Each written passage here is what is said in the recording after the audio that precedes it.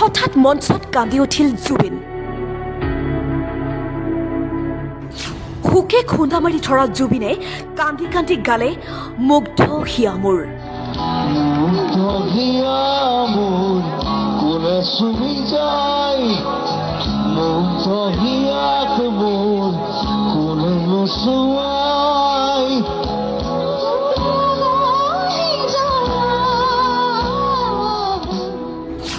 বালিপাৰা, য'ত একেবাৰে হেৰাই গৈছিল জংকি।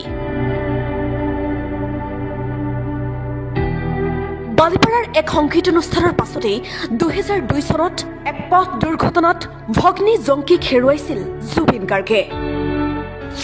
জুবিনৰ ভগ্নী জংকিৰ 21 বছৰীয়া মৃত্যুবাৰ্ষিকী। ভগ্নীক মনত পেলাই এনেদৰে হঠাৎ হুক হুকাই কান্দি উঠিল জুবিন গাৰ্গ।